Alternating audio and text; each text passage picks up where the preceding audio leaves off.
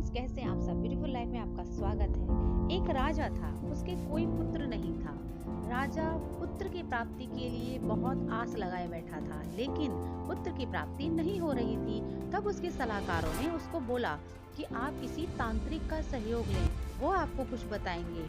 तांत्रिक की तरफ से राजा को सुझाव मिला कि अगर किसी बच्चे की वो बलि दे देगा तो उसे पुत्र की प्राप्ति हो सकती है।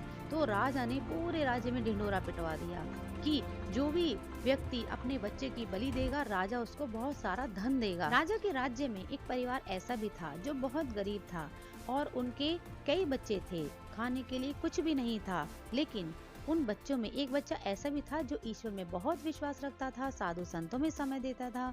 तो राजा की मुरादी सुनकर उस परिवार वालों ने सोचा कि अगर हम इस बच्चे को दे दें तो हमें राजा बहुत सारा धन देगा और हमारे घर का काम भी चल सकता है।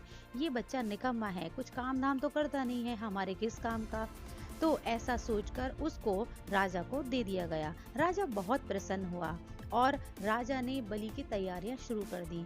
जब बलि की तैयारी शुरू की गई तो उस बच्चे से आखिरी इच्छा पूछी गई। तांत्रिकों ने भी उसकी आखिरी इच्छा को जानना चाहा। तब बच्चे ने कहा कि मुझे रेत का ढेर मंगाया जाए। बच्चे की आखिरी इच्छा पर रेत का ढेर मंगाया गया। उस बच्चे ने उस रेत में से 4 ढेरियां बनाई। उसने पहली ढेरी काटी, दूसरी ढेरी काटी, तीसरी ढेरी काटी और चौथी ढेरी के सामने वो हाथ जोड़कर बैठ गया और उसने उसको प्रणाम किया। ये देखकर राजा और तांत्रिक दोनों सपने में आ गए कि ये क्या हुआ। दोनों के दोनों डर गए और उस बच्चे से पूछने लगे कि ये तुमने क्या किया, पहले बताओ।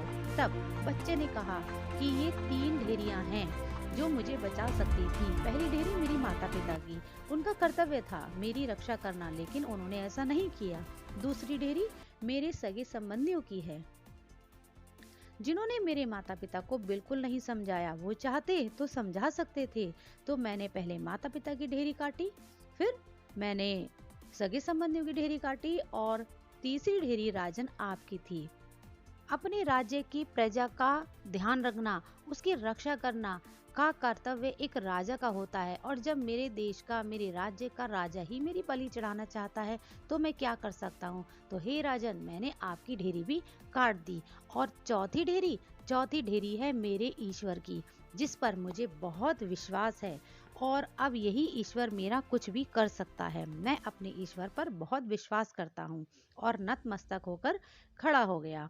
ये देखकर राजा और तांत्रिक अंदर से हिल गए। तब राजा ने सोचा, पता नहीं इस बच्चे की बलि के बाद मेरे पुत्र होगा कि नहीं, इस बात की कोई गारंटी नहीं है। लेकिन अगर मैं इसी इतने समझदार बच्चे को अपना पुत्र मानकर रख लूं तो शायद मेरे राज्य का और मेरे जीवन का भला हो सकता है और मैं एक पाप करने से बच सकता हूँ। तब राजा ने सोचा कि मैं इस बच्चे को रख लेता हूँ। तब उस राजा ने उस बच्चे को अपना पुत्र घोषित किया और राज्य का उत्तराधिकारी और राजकुमार घोषित कर दिया। वह उसे अपने घर ले आया।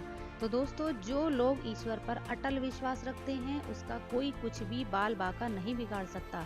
जो मनुष्य हर मुश्किल में केवल और केवल भगवान का ही आसरा रखते हैं, भगवान पर ही विश्वास करते हैं, उनका कोई अहित नहीं कर सकता। इस संसार में सारे रिश्ते झूठे हैं, केवल एक ही रिश्ता सच्चा होता है, पवित्र होता है, वो है भगवान का रिश्ता। तो जितना भी हो सके अपने प्रभु पर विश्वास रखें।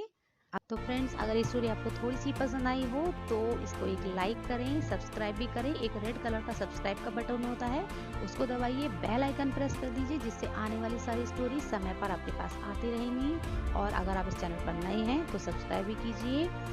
ऐसी ही अच्छी स्टोरी के साथ हम आपसे मिलते रहेंगे। आपने सब सुना, इसके लिए बहुत बहुत धन्यवाद। जय हिंद, जय भारत।